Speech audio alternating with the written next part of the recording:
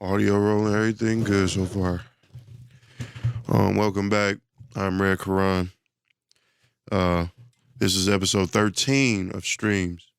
For those of you who don't know why the show is called Streams, I just want to clarify. I've clarified it in a few different episodes, but the name Streams just literally refers to a stream of consciousness that I'm having about any given topic. And I want people to also understand that this show might take on different faces sometimes. So don't get married to the format. It's going to evolve as I evolve and as I figure out my niche with this type of content. I'm even flirting with the idea of like streaming, like playing a game while I'm talking and having it sort of split screen or screen in picture in picture. I don't know yet, but I'm going to experiment with the formatting. But the show is not about anything in particular. Sometimes it could be pop culture, although I do try to stay away from that. I don't really like talking about like things that are, just passing in the moment. Those things don't really, a lot of times, not all the time, those things don't really impact actual like social change or like the concept of philosophy. Philosophy is a major word to me. It's a very important word in terms of what I'm doing here. I just like exploring ideas and systems in the way that we think about things and the way that we view things, which is philosophy to me. It's like, you know, if a tree falls in the forest and no one's around to hear it, does it make a sound? You know, that it doesn't matter. The concept of that argument, that question in terms of philosophy has never been about the answer. It's been about figuring out how you get to your answer. Why do you believe it makes a sound or it doesn't make a sound? So typically, when I get on these episodes and I try to talk about things, I try to talk about things like that, like things that make you think and things that, I'm not here to say anyone's wrong or right. I'm not here to be right or wrong. I'm just here to talk and share my thoughts with you guys, the audience. But most importantly, I wanted to present an opportunity for an exchange of beliefs and philosophies, and an exchange of, your intelligence versus my intelligence, and why you might disagree or agree with me. I'm not afraid of being disagreed with. I don't care about that because I'm not here to be right. I'm just here to be considered. You know what I mean? But yeah, this is Streams episode 13. I'm Red Karan, engineer extraordinaire, sort of a producer, but I don't really love that anymore.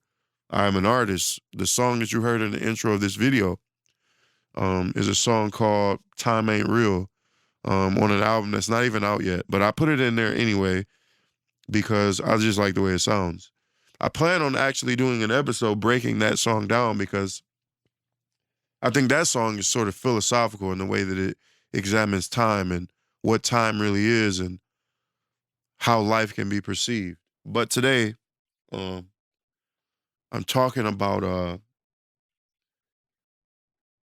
the topic that I wrote down a couple weeks ago is why is life worth living? Why is life worth living?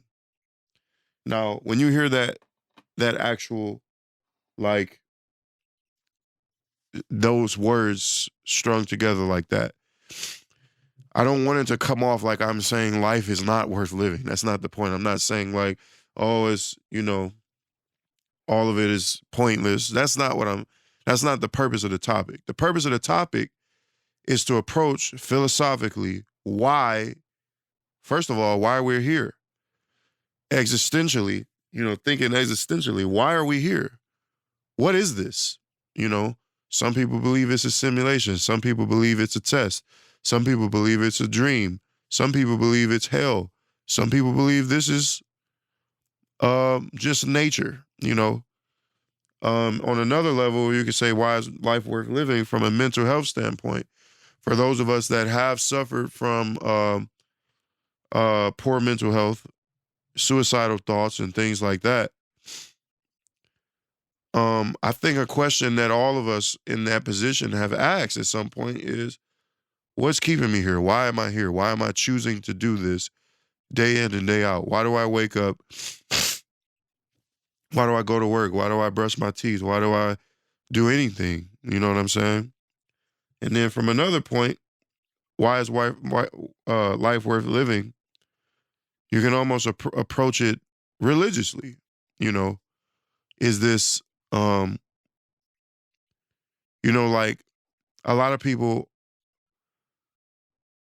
are of the belief that life was a gift given by the God that they worship and that it should be respected as such and not be taken for granted. And it should be lived to completion and it should be done carefully, with tact and thought so that you show full, true appreciation for said gift. I don't know how I want to approach this as always, but I'll just go. When I don't know, again, I don't know what inspired me to write this topic down. I'm sure it was something. But when I read that on my list of topics, I go straight to the existential. One of the greatest mysteries of life is, I mean, we all know how we got here. We came by way of a woman's womb. My mother gave me birth. She gave birth to me and gave me life. I mean, which is one of the reasons why I've always said that God is probably a woman and that black women are God. And that's not to pander because y'all still be on bullshit. But I think in theory, I think the archetype of what God is, it would have to be a woman with a womb to create life. And all of this could be figurative or it could be literal. I don't know. None of us do. But it's just a theory that I've had that I don't have a problem believing in. But we all know how we physically, literally got here. Through conception and then through birth, whether by C-section or actually through a woman's legs and vagina. It's a beautiful concept. But then as you grow, you gain sentience and awareness. We all probably at more times than we'll care to admit. We could be going through something or we could not be going through anything at all. We might ask the question, why are we here though? What purpose are we serving? And furthermore, how did we get here? Based on, I guess it's archaeology or genealogy or, looking at tracing DNA back because DNA, I don't know, I don't understand the concept of DNA through and through. I'm not a doctor or scientist or anything. But as far as I know, DNA contains everything. Like the DNA that runs through you is like a record of everything that precedes you. And I've been hearing this concept of the Akashic records a lot lately. I heard it on Instagram and I watched the interview of Kaba Kameen and 19 Keys, and I think they were talking about, forgive me if I'm saying his name correct, but his first name is definitely Kaba with a K, K-A-B-A. But him and 19 Keys did an interview and he was talking about the Akashic records. And when he was talking about that, the thing that I kept thinking about was like DNA. Because the thing that I've always heard was like your DNA contains everything that precedes you, or at least back to a certain point at least, but it goes back far, of your family. Like my father's entire code lies within me. Right? So it's like DNA might be the Akashic records. Or DNA might be a piece of the Akashic records or some sort of, DNA might be its own thing, but it's like similar to the Akashic records in that it keeps a record of everything. Your entire family is within you. or your entire recent history is within you. And that includes traumas, experiences, flaws, mannerisms, the way we think, our thought process, um, our fears and anxieties. I remember growing up judging my father about certain things because I was his son and I had to bear the brunt of his shortcomings as his son. He was a young man raising me, him and my mom. My mom had me at 22. I think he was 24. They had me, and they learned on the way, along the way. I mean, they learned along the way. And um, I would watch him go through these things internally and externally, and I would wonder, why is he like that? Why is he so angry? Why is he so scary?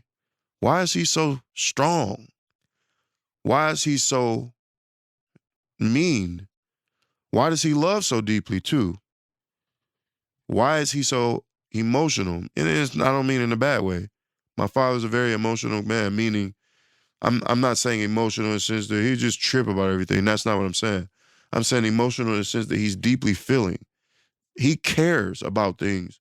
And considering the type of where he comes from, it would almost you would almost imagine that he would be totally heartless because of the things that I know that he's been through, where he comes from, how he was poured into or lack thereof, right? But yet and still, he's very deeply feeling and emotional and loving and kind when he's not angry and irate. He's very kind. He's very loving and kind. And I used to watch him not having the answers as a kid, growing up, not understanding him. And then I got older and I was the same exact way, almost to a T. And in some ways, I actually believe that I can be worse than him.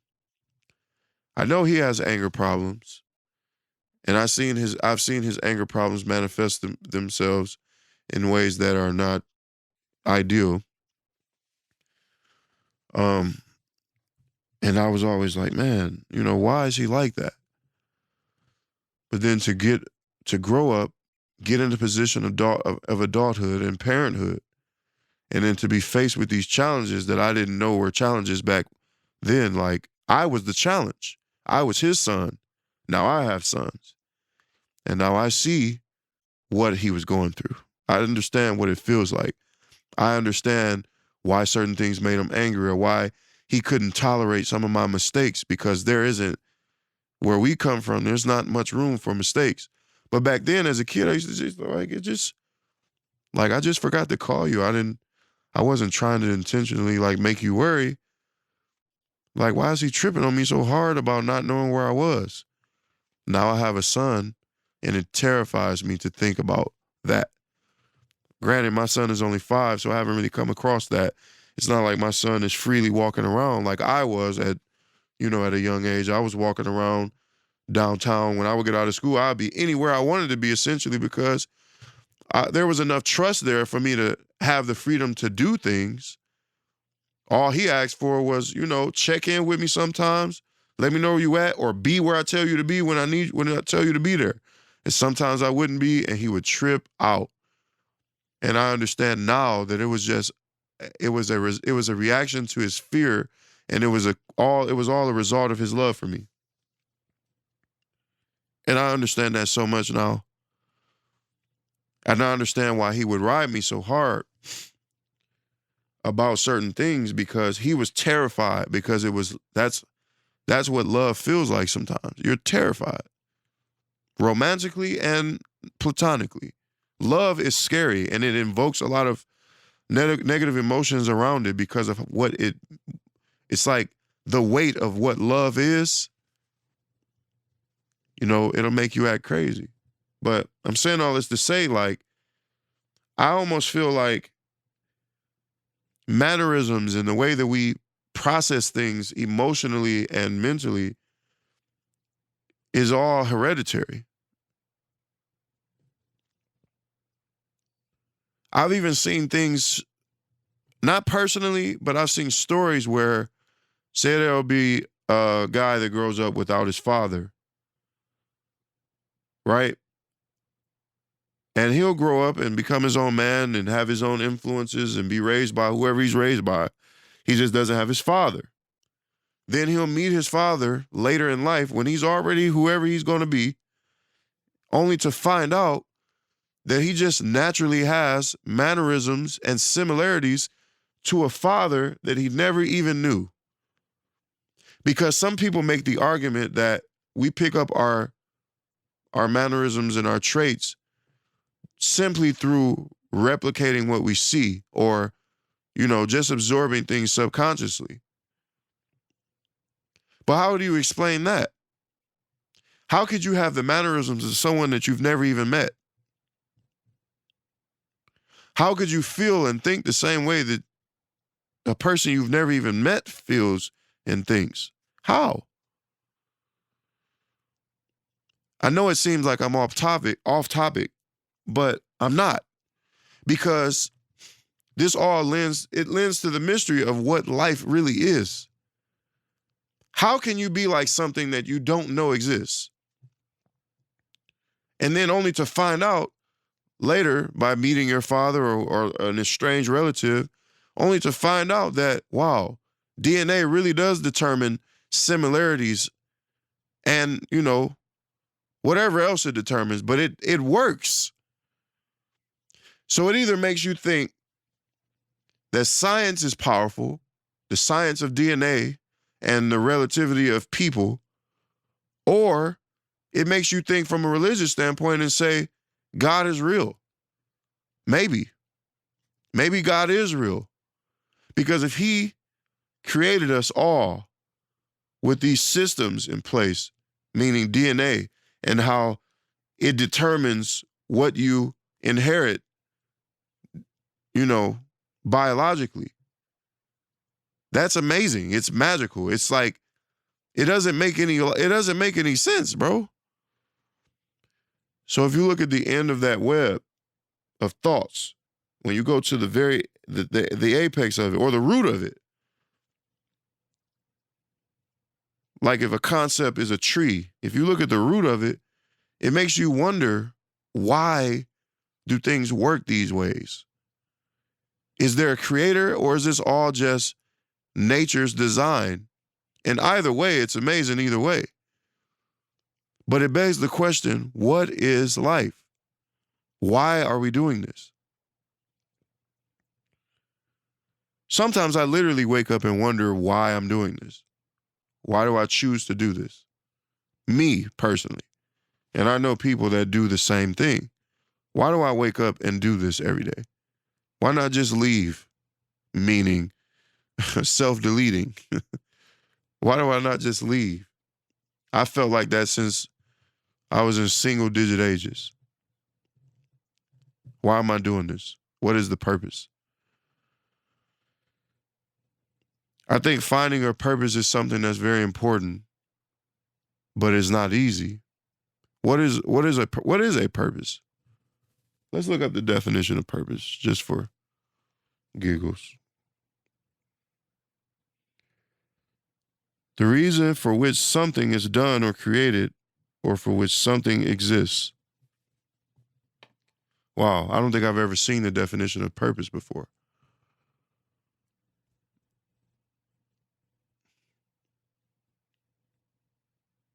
What is our purpose, individually and collectively? What are we doing here as a people? What is the goal? Is it just self-preservation like every other animal? If you look at, so we tend to subconsciously separate ourselves from, let's just say, like dogs, cats, deer, bulls, cows, buffalo, frogs, whatever animal you want to name, right? We separate ourselves in this hierarchy, like, no, we're people. Those are animals. I've never been of the belief of that. I think we're all animals. We're all living beings inhabiting the same place, sharing spaces, sharing air, sharing resources. The same wood that we use to make paper and desks and furniture is the same wood that a beaver would use to build its dam, right? We're sharing resources. We're sharing a home, because just because you live in a house doesn't separate you from the fact that you rely on a healthy planet, a healthy plane of existence, you know? So, with that being said, when you watch animals and the way that they maintain, the way that they fight for survival, I used to watch a lot of nature documentaries and um, TV shows, watching lions and hyenas and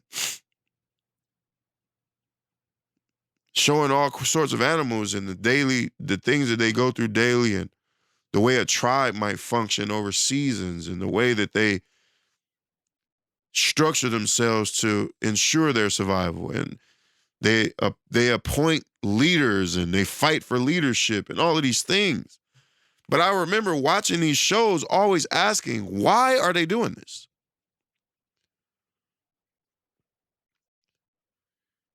And the reason that I say that is because, especially animals, like a lot of animals don't have long lifespans like humans do.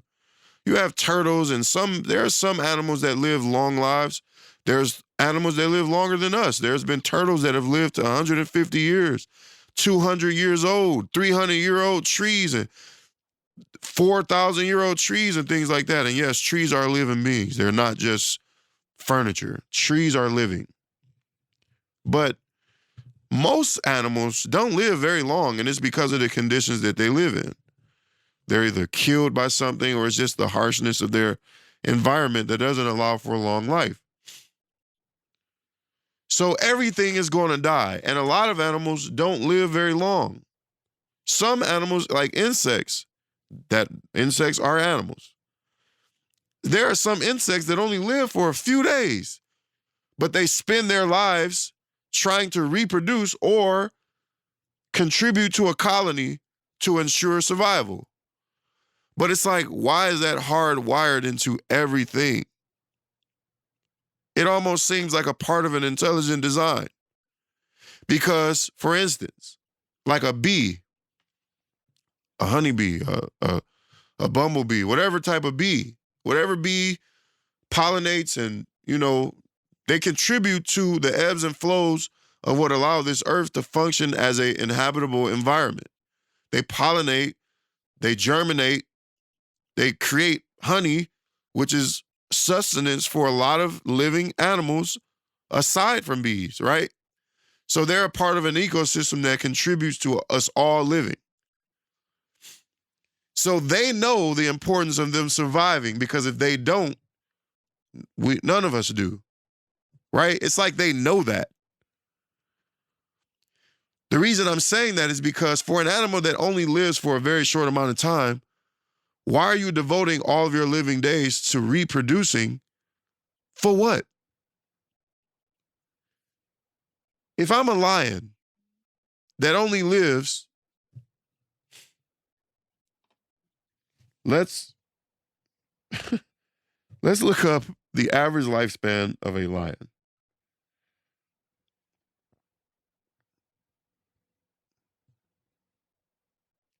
Wow. So for an adult, 15 to 16 years, they only live to be teenagers. For a female adult. For a male adult, they only live to be 8 to 10 years old. If I lived, I'm already 35. I've lived 3.5 lifetimes of an adult male lion. Right? I'm 34. Right? So if I'm only living 8 to 10 years, what is it encoded into that lion that makes it spend its entire 8 years in the pursuit of reproducing with a female lion, a lioness, to ensure that his bloodline passes to the next stage? Not all of them get to do that, but it's the purpose of their living. That's their purpose. That's all they do. Lions don't build computers. They don't care about that. Lions don't make highways and they don't drive cars or they don't play video games. Lions don't watch sports. Lions just be born, they're raised to adulthood, and they spend their lives for dominance. They spend their lives in search of dominance, a partner or a harem to reproduce with, and to raise their children once they have them, and to feed their children and to protect their children after that until they die. But let's just say, from the lion's perspective, what if they were to gain enough sentience to just ask, why? For the individual, I could just die as a lion, right? If I'm 4 years old as a lion and I only got 4 to 6 more years to live, if I gained enough sentience to like look around me and realize what I'm doing, why would they just not decide to just be like, this, I'm not about to fight for reproducing with this this female lion, so that I could just have some kids to like just restart this process over and over again? Fuck it, I'm gonna die anyway. Why not just like be a lone lion, a nomad, and just be like, this, I'll do whatever I want until I die. Why have kids? Why contribute to the cycle? See, when I think about that,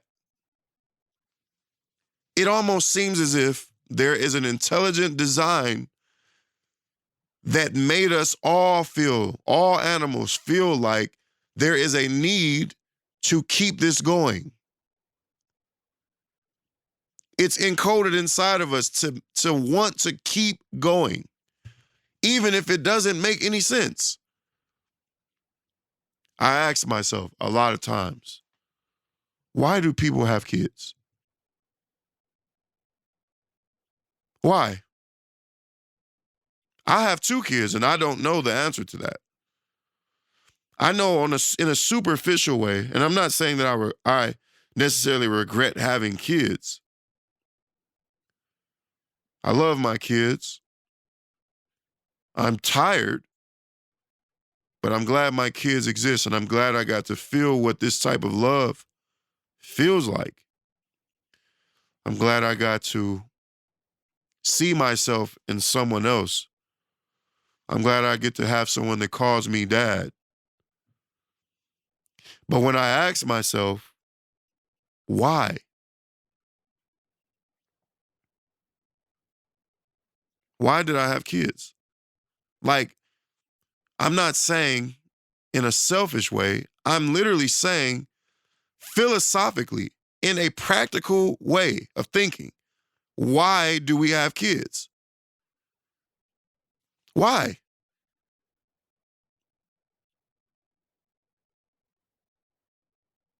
When you ask some people that, they'll say,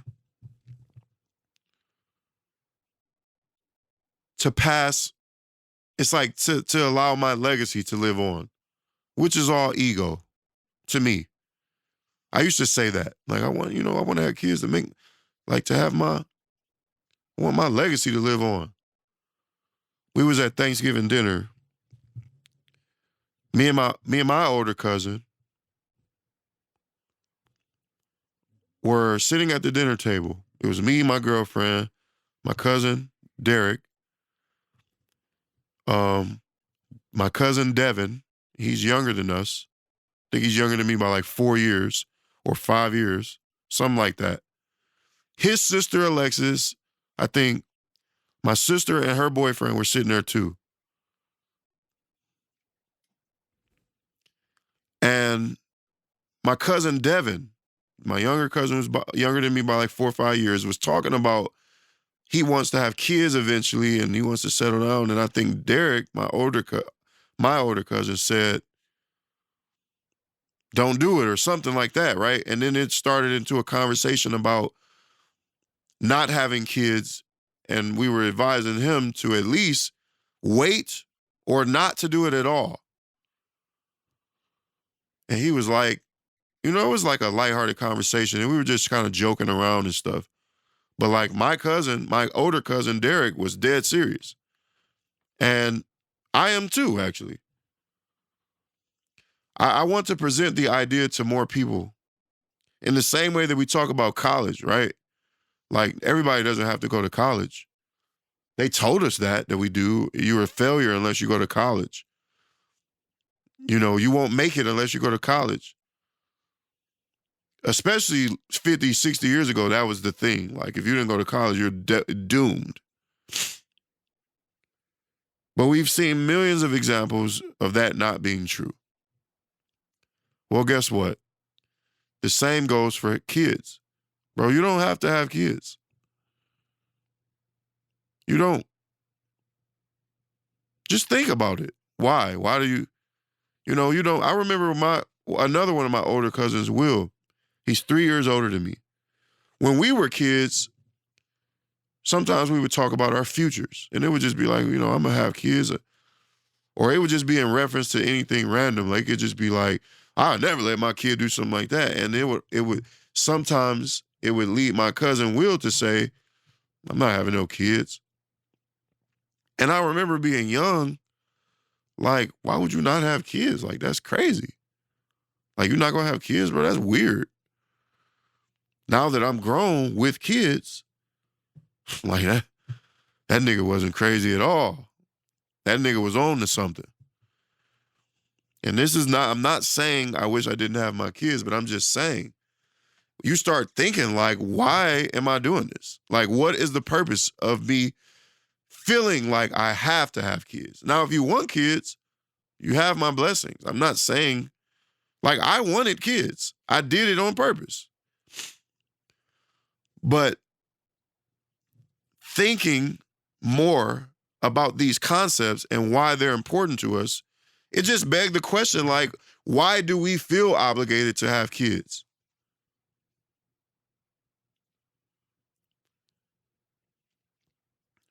I love this topic. One of my theories of why some people have kids, people say, I want to pass my legacy down. I didn't even finish the story. So Devin was talking about having kids. And Derek told him, like, don't do that. And we was laughing and joking and stuff. And then Devin was like, but what about, like, I want to pass my legacy on. I want to have a son that can, like, carry my name. And Derek was like, he essentially was like, man, what are you talking about? Like, what does that even mean? I remember before, Derek was like, man, fuck my legacy. Like, and he got 3 kids. He got 3 sons. Like, of all varying age range, like, ages too. Like, so what I'm saying is he's experienced all of the father to son dynamic, aside from his sons being, like, grown. He's experienced all of it. He got, like, a 17, 16-year-old, like a 10, 12, 11-year-old, or whatever it is, and then, like, a 5-year-old. He like, bro, he's like, boy, I done been through the ringer. I know what this is about. He's telling other people, like, bro, he even told his own kids, like, don't have kids just because. Like, if you want kids, make sure it's something you really want and not a societal pressure, not something that people are making you do, because it would be weird not to do it.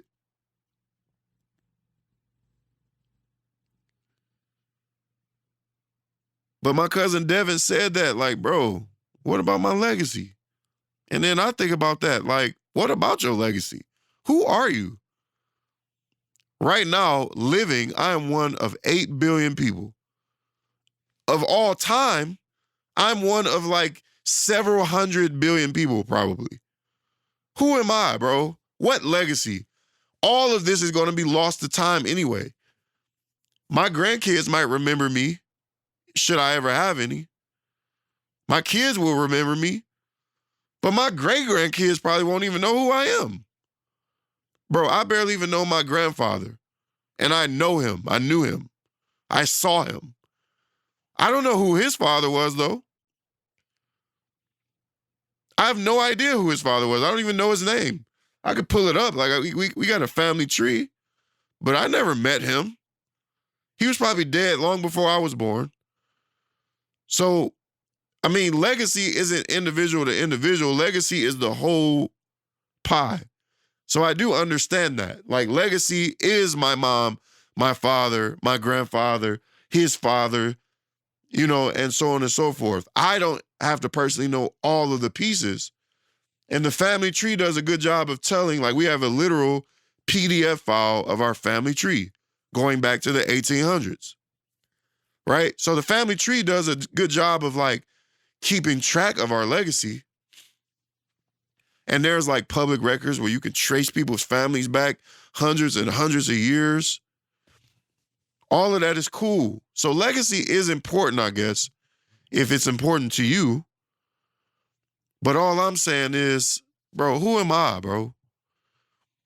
And that's not, I'm not self-deprecating. I'm just saying, in the grand scheme of life, the whole picture, I'm just one person. It's not absolutely necessary for me to have kids for me to make a mark. I've made music that will live longer than all of us. Should it not be forgotten to time? But guess what? Time is very powerful in a sense that it can destroy anything. Time can destroy anything except itself. You know what I'm saying? Boy, I love this topic. But I was going to say, wrapping back around to what I was going to say, I have a theory that I believe in, actually. And I've heard this theory from other people, so I know other people believe in it. That the reason that we have kids is because we want to achieve immortality. And immortality is nothing more than giving birth to a seed that will essentially be a copy of you that will go forth. Not that you get to live again necessarily, but you get to live again by giving life to someone that will live beyond you. It's like making a clone of yourself. Think about that. Like, think about the movies and the video games and things where they discover they experiment with the concept of clones, right? They make some sort of secret agent, but then the secret agent finds out that he's just one clone out of like dozens of clones, right? The idea is that, yes, he is a clone of someone, right? But he doesn't even have to be aware of it to be a part of the immortality that is the purpose of this cloning. Like, a person will clone themselves so that, what was that I was just watching? So the new Avatar movie, right? The new Avatar movie, is spoiler alert, the newest Avatar movie that came out in 2022. Me and my girlfriend took me to see that movie. One of the coolest parts of that movie to me was the soldier, the general, the guy, the evil guy in the first movie ends up dying in the first movie. Then he is cloned in this new movie, and it's the same guy. But he is not aware of his past life in any sense other than just knowing what happened because he was told what happened. But he doesn't even feel the same way that the original person feels. There was points in the movies where he was talking about, like, he was like, no, that was that guy. That's not how I feel. He was like trying to ease somebody and saying, like, I'm not out to kill you. That was the guy that I'm cloned after. But I'm not even on that. He separated himself in thinking from the person he was cloned from. That's trippy. It's trippy, bro. Because, yes, he's a clone, but he doesn't carry the same ideologies. He doesn't have the same agendas. But he is match for match, double helix for double helix, the same person. That makes me think about my kids. I think it was my homie Antoine I had this conversation with years ago about true immortality is just giving birth because I get to live a second life through my kids. It's just two different instances that will go in different directions. I have two sons. Their lives will be totally different. Even though they grew up together, they have the same parents, they grew up in the same city, they live in the same house, they'll probably end up going to the same school. But their lives are still going to go in two totally different directions. But they're still both my sons. So it's like I have my life that I'm living here, right? But my life is my father's life. I am the second coming of my father. I am the third coming of my grandfather. My dad is the second coming of his father or whatever. You know? So then you look at my sons, right? Both of my sons are two different second comings of me. If you look at it from the standpoint of like achieving immortality and living multiple infinite lives. So guess what that leads me to? We are all God. Living separate, different, disjointed experiences as the same being in different bodies. I'm God. You're God. And by you, I mean all 25 people that are watching this. In the intro of this video, I have a song called Time Ain't Real. And you know what? So I'm gonna tell you right now, this is crazy. I love how this is coming together. In my list of topics for this show, I have, just so you can see that I'm actually looking at a list of topics. You can see that some of them have orange, yellow check marks next to them. Those are topics that I've already done videos about. The ones that don't have an empty circle next to them are topics I have yet to cover, right? On this list, I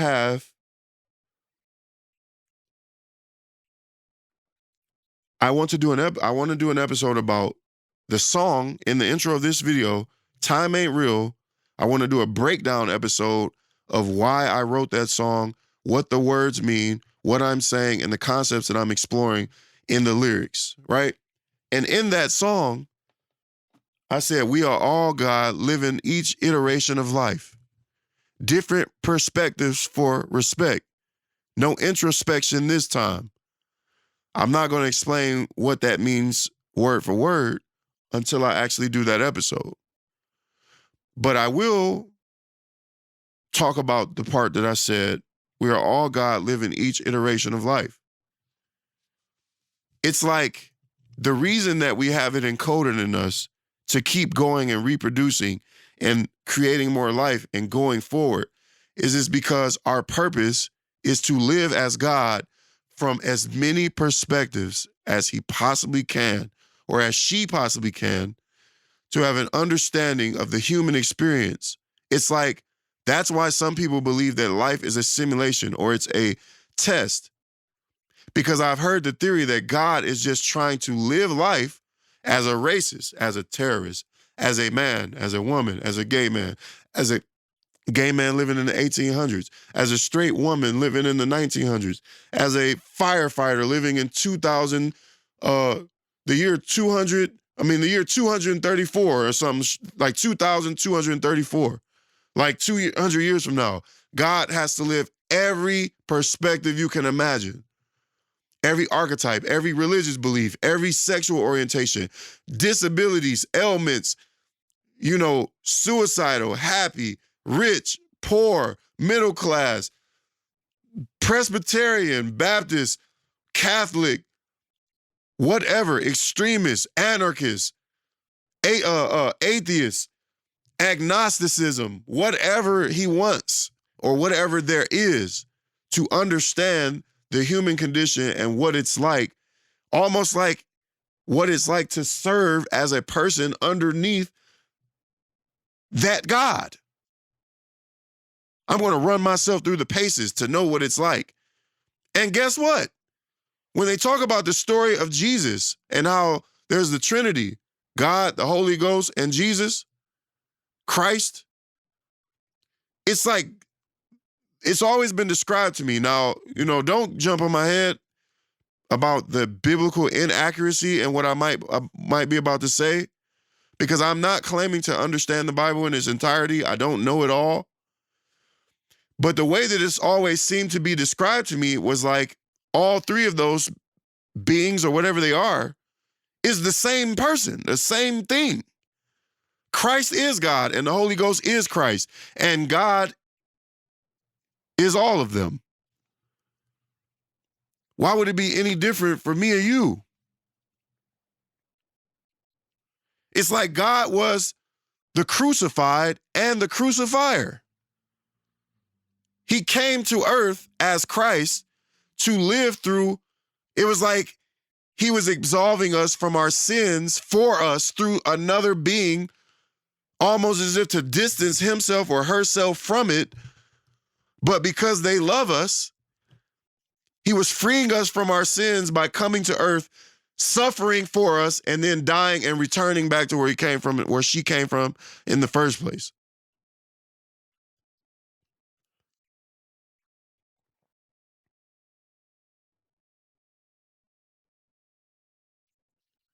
So I feel like that's why we have this inherent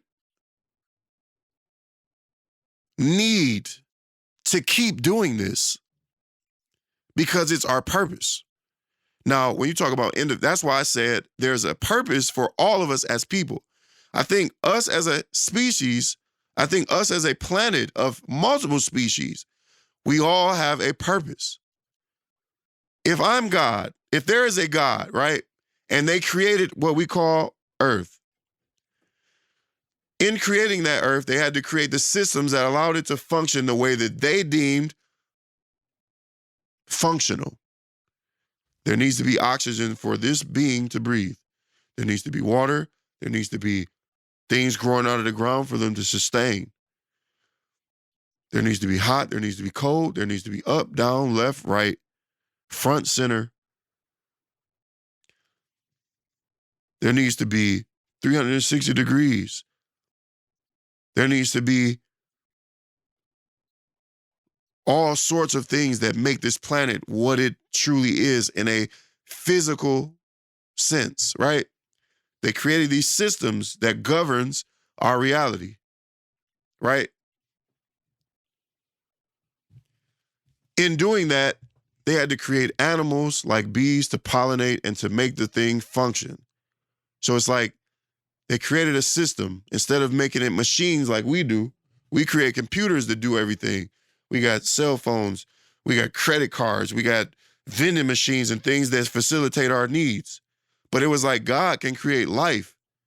So the things that he needed, he did through living things.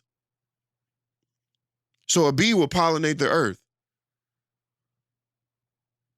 Beavers will literally change the flow of a river, which affects the ecosystem from the dam going down. They'll change the way vegetation grows. They'll change how much water is available to other animals. And it's like everything is a puzzle piece that fits into the grand scheme. And it's like God is all of these things, living these experiences and serving these purposes as herself for the purpose of this experiment that we're inside of. So, with that being said, it's like that's the reason why we all continue to reproduce and fight for survival. But here's something that's kind of strange to me. I was scrolling somewhere, I don't know, probably Reddit, and I saw this article that says something about millennials need to pull their weight and start having kids because, I mean, they said something about, I think it was about Japan or China, might have been Japan though, where there was twice as many deaths in Japan as there were births. And they blamed it on millennials, saying that they're failing to pick up the baton and procreate to ensure our survival and as a species going forward. Now, things like that pop up in my timeline and on the news and stuff, and it's a reminder. It's a reminder that we're a lot more animalistic than we give ourselves credit for. Because here you are like begging people to begging people to have sex with each other so that our species can survive. Doesn't that sound like any other animal? Like, hey, look, we need to start having sex because our colony is getting a little too thin, you know what I'm saying? We need to strengthen our colony and we need to multiply. Don't that sound a little bit like animals? But I think that's weird because one, how you gonna tell people they need to have kids? Because the question that I asked when I read that headline and a little bit of the article was like, no. I mean, the question is, why do they need to do that? And why is a thinning population a problem? And I think that goes into a deeper conversation about capitalism and how governments rely on numbers to get like more wealth from people. You need more cattle to sustain your farm, and that's all we are. We're chattel. We're cattle. We are property. We have social security numbers to prove it. We all work in a system and pay taxes whether you like it or not. And they rely on that income from you and me, right? So I think that's kind of like the inspiration for a lot of it. But in the grand scheme and the more animalistic, biological way of looking at it, how you going to, like, what is the problem with there being less people on the earth? If we're talking about global warming every day and how we need to stop wasting so many resources and there needs to be less waste, there needs to be less energy burned, there need to be less natural gas is needed. There needs, like, we're running out of oil and all of this stuff that they keep saying. Wouldn't the answer be to dwindle our numbers? Now, I don't think we should do that by staging terrorist attacks and killing their own citizens to thin the numbers and things like that. But I don't think there's anything wrong with people just being like, look, yeah, I think there's enough people. Like my grandma on both sides, my maternal and paternal grandmother, they both had like 13 kids apiece, bro. Between 1930, 1940, 50 something up until the 60s and 70s or whatever.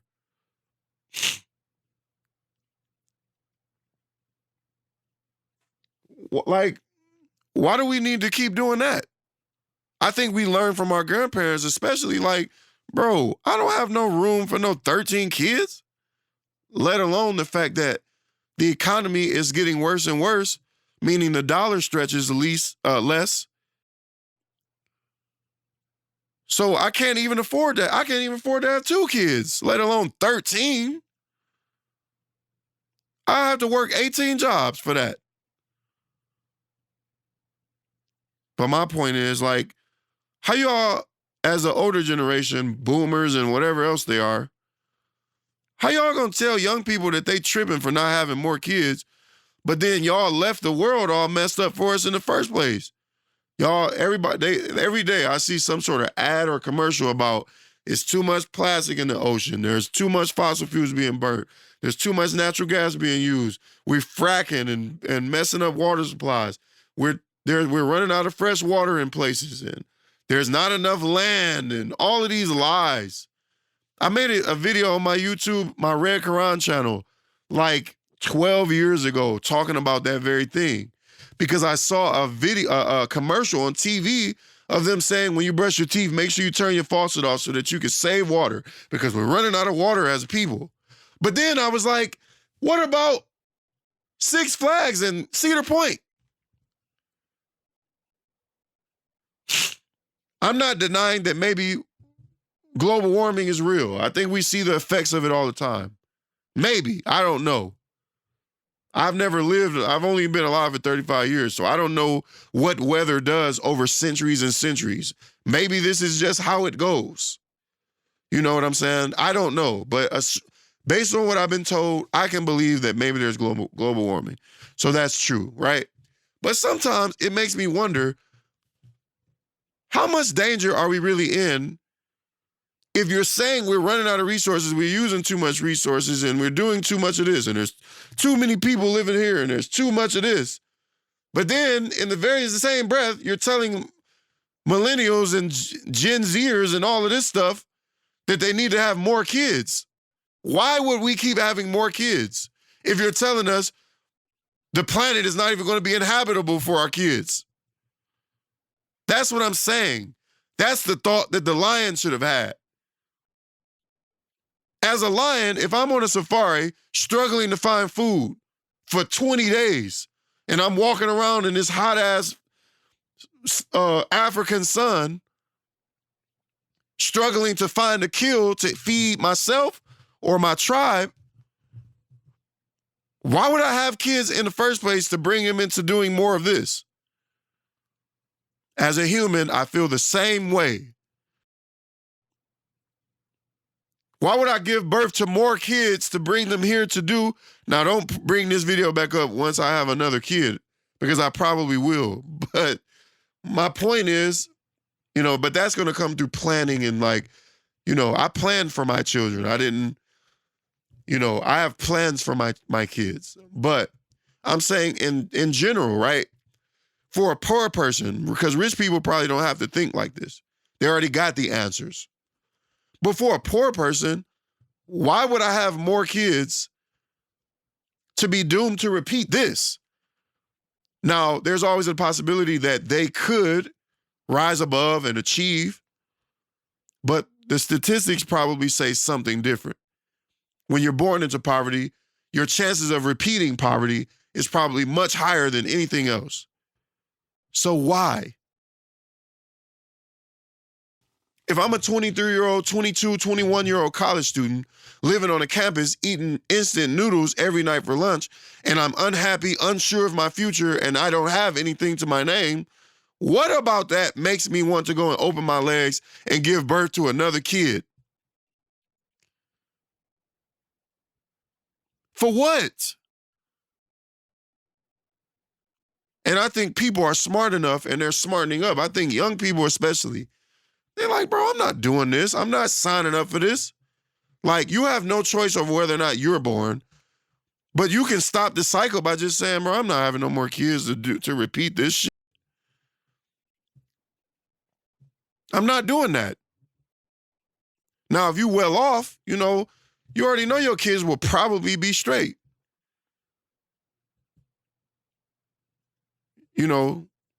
But most people ain't well off. Most people are living median, average lifestyles where they're not really making it and they're not really failing either. And then a lot of people are below that line where they're just like going through it every day of their whole natural lives. Why would I have more kids? Of course, these young people are saying, hell no. I'm going to have more kids. I'm already drowning in debt. I'm only 21. I got $100,000 worth of school loans because colleges even get more expensive every day, every year. I don't know, man. I'm going to stop the conversation right here. This can go so many different ways, but you see what I'm saying? Like, thinking about the concept of life and what it means and why we're doing this can go so many different directions. If I'm a baby, if I'm a Gen Z or a Gen X or whatever, I don't know these generations, whatever. These young people today, my age and down, why would we have more kids? And y'all can't even figure it out for us. Of course they stop having babies. I know plenty of people in their 30s and their late 20s right now that don't have no kids. And I applaud them. Because first of all, this ain't easy. But secondly, bro, I wouldn't want to subject nobody to this evil. I wouldn't want to subject nobody to this suffering.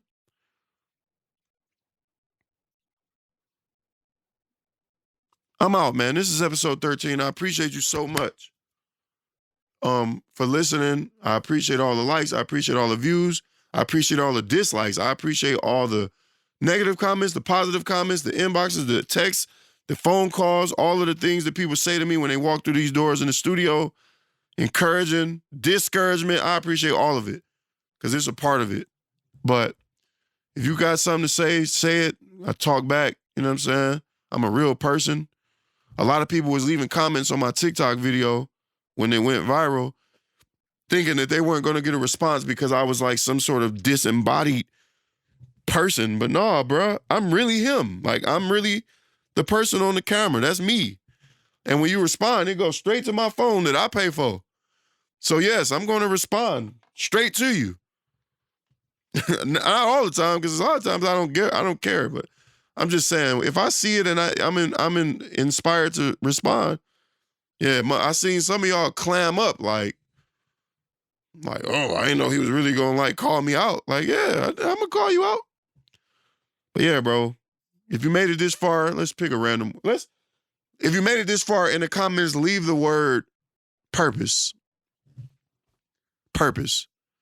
Type the word purpose and leave it in the comments, just so I know you made it to this point in the video. I appreciate you so much. I appreciate you more than you will ever know that I do. And I'm talking to you. I'm not talking to somebody else. Whoever's seeing this part of the video, I'm talking to you. I appreciate you. I really do. Because this is important to me. It's therapeutic to me. I just was talking to my girlfriend about starting therapy, but until then, this works fine. I get to spill my thoughts out into this camera and into this microphone, and I get to talk about the things that I want to talk about without interruption. I get to bounce ideas off of myself, and I get to be heard, and it does wonders for my mind. Today was not a good day. Yesterday was not a good day mentally or emotionally. This month, these last 2 months, this winter time and just winter season has been tearing my ass up. And this is all I got right now. Other than, I'm not saying I'm down bad, but I'm saying as far as therapy, I got this and I got time with my loved ones and stuff to like keep me grounded. But this is huge for me. I like doing this because it keeps me from doing something stupid. I'll see y'all next week. If age is just numbers, then why we fear time? Reincarnation, maybe Haile Selassie this time.